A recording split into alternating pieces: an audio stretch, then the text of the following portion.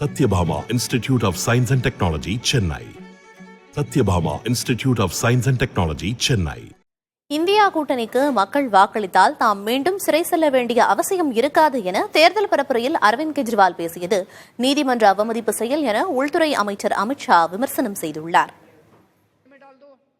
மக்களவை தேர்தல் பரப்புரைக்காக டெல்லி முதலமைச்சர் அரவிந்த் கெஜ்ரிவாலுக்கு ஜூன் 1ஆம் தேதி வரை உச்சநீதிமன்றம் இடைக்கால பிணை அளித்துள்ளது.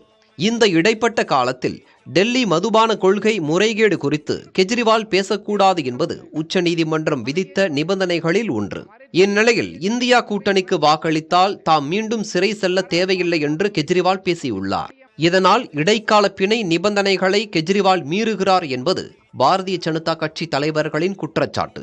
இந்நிலையில் கெஜ்ரிவாலின் பேச்சு மிகப்பெரிய நீதிமன்ற அவமதிப்பு என ANI செய்தி நிறுவனத்திற்கு அளித்த பேட்டியில் அமித்ஷா தெரிவித்துள்ளார். ஏற்கனவே அரவிந்த் கெஜ்ரிவாலுக்கு பிணை கொடுக்கப்பட்டது சரியா என அமித்ஷா வினா எழுப்பினார். தேர்தல் பரப்புரைக்கு இடைக்கால பிணை அளிக்கப்படுவது சிறப்பு சலுகை என பலர் கருத்து தெரிவித்ததாக உள்துறை அமைச்சர் குறிப்பிட்டிருந்தார். அமலாக்கத்துறையும் உச்சநீதிமன்றத்தில் டெல்லி முதல்வரின் பரப்புரை பேச்சு குறித்து முறையிட்டுள்ளது. டெல்லி மதுபான கொள்கை வழக்கு குறித்து பேசக்கூடாது என்கிற நிபந்தனையை கெஜ்ரிவால் மீறிவிட்டார் என்பது அமலாக்கத்துறையின் குற்றச்சாட்டு. இதனை உச்சநீதிமன்றம் நிராகரித்துள்ளது. இந்நிலையில் அரவிந்த் கெஜ்ரிவால் அடுத்த சில நாட்களில் டெல்லி, பஞ்சாப் மற்றும் மகாராஷ்டிரா மாநிலங்களில் தேர்தல் பரப்புரையில் ஈடுபட உள்ளார். புதிய தலைமுறைக்காக புதுடெல்லியிலிருந்து செய்தியாளர் Ganapathi Subramaniam. Satyabhama Institute of Science and Technology, Chennai. Satyabhama Institute of Science and Technology, Chennai.